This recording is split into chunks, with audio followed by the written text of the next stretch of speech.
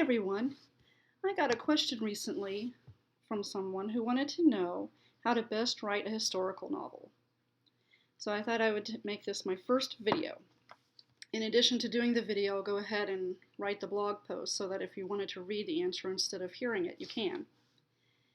When you're starting out with historical fiction, it can be intimidating because we live in a contemporary world where we're used to contemporary and modern conveniences.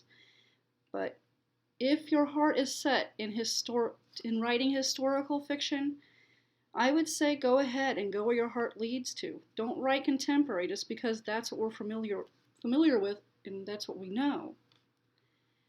And if you take a look at my reviews, especially the one on An Inconvenient Marriage, you will see that in the beginning, hey, I made a lot of mistakes, when it came to the historical accuracy thing. So, I understand it is intimidating and frightening when you're just starting out writing historical fiction.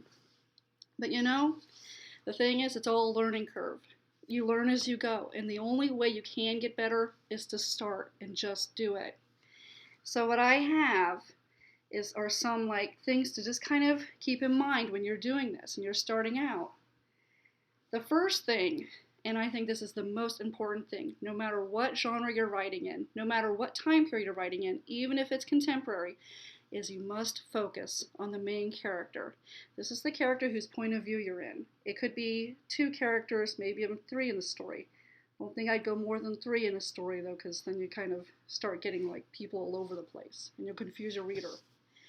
But everything in every scene, let's put it this way, every scene you write, the focus has to be on what the character is thinking, what they're feeling, how they're reacting to everything around them. So basically what you're looking at in your historical time period is that it's a wallpaper. Historical setting is all wallpaper. It's there, but it's not the focus of your story. So just keep the reader's eyes on what the character needs to see at the time. So let's say the character needs to keep warm because it's cold outside. Well, go ahead and mention there's a box stove in the room. There's no need to go into things like the bed. What was the bed made of back then? What was the wardrobe made of back then? What kind of clothes did the character have? And unless the character is dressing or undressing, why even mention what kind of clothes the character is wearing anyway? The reader will naturally fill in these blank spots. The reader will fill it in. And if you try to cram too much of the setting into a scene, you're going to basically pull the reader right out of the story, and then they're going to be like, wow, now I'm being told the story. I'm no longer being shown what's going on. You always want to show whenever possible. And showing basically means you are so immersed in the character, you forget you're even reading the book. Okay, and now that we've focused on the character, here are some ideas on how to get acclimated to the historical time period that you want to write. The first thing I would do, because it's fun to read, hopefully as a writer you want to read books, pick the genre that you want to write in, and then pick 2 or 3 books, and I would have these books come from a big publishing house. And the reason I say a big publishing house is because these houses have editors, and these editors must do a good job or they'll get fired. So you can pretty much rely on their input a lot more than a self-published book, which I love self-publishing, and I know there are so many great self-published authors out there who are very professional in what they do, and they do edit. However, there are some self-published authors who don't take the time to edit. They don't take the time to do their research. That's why I would say when you're starting out, the big publishing houses are pretty much a better choice when you're looking for things. And then when you're reading the book, you just underline things that you're finding that can help enhance your own story. So let's say you're like, well, okay, you know what? My characters are going to live in a solid house. So I picked this story, it has a solid house. Oh, look, cow chips. That's what they used to use to heat stuff up when they were cold in the wintertime and to even cook their food, especially on a prairie. They didn't have trees. So they picked up cow pies along on the thing, took it home in a wheelbarrow, and then they just stuck it in their cook stove. And then, their oven. They stuck it in the oven. And then another thing would be like the kerosene lamp. Well, that's what they used, to light up the place. And then they had the wick and the oil, and this all went together. So you might want to just do these little bitty things here and there for it. And I would go ahead and just mark it in the book, earmark the page, highlight it if you're doing it in an ebook, highlight, make notes, all these things so you can easily go back and say, oh yeah, that's what it was called when you're writing your own story. Another thing is research. And you can go online for research, go to blogs, do like Google searches. You can go to your library and look up books. And you can even check out like TV. I know some people say TV and movies aren't always accurate.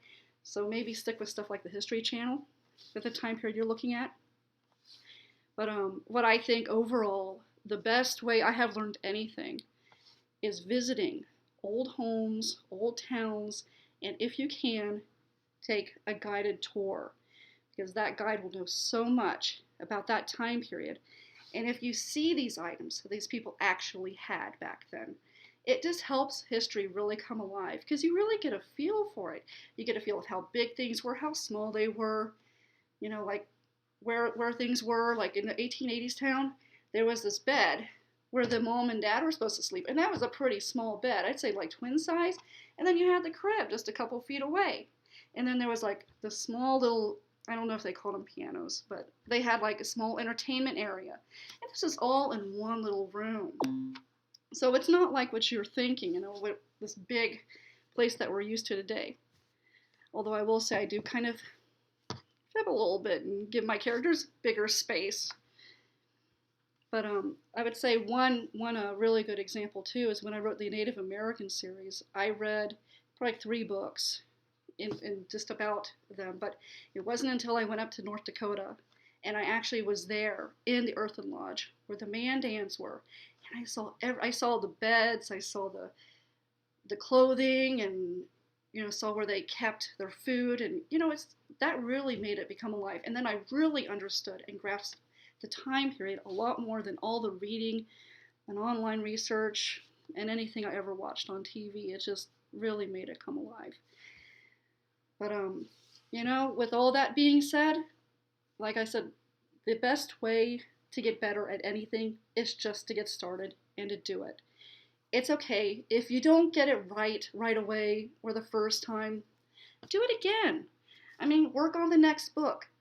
I don't believe in going back and fixing things because I know I've made mistakes along the way. But you know what? Those are mistakes I've learned from.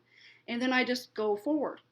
If you tell a compelling story that is really led by the character and the reader really gets into it and falls in love with that character, the wallpaper is going to fade away and it's really not going to matter a whole lot.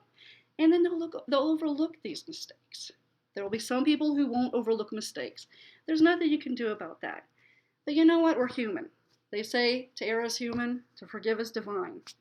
So, just go do it. And most of all, have fun.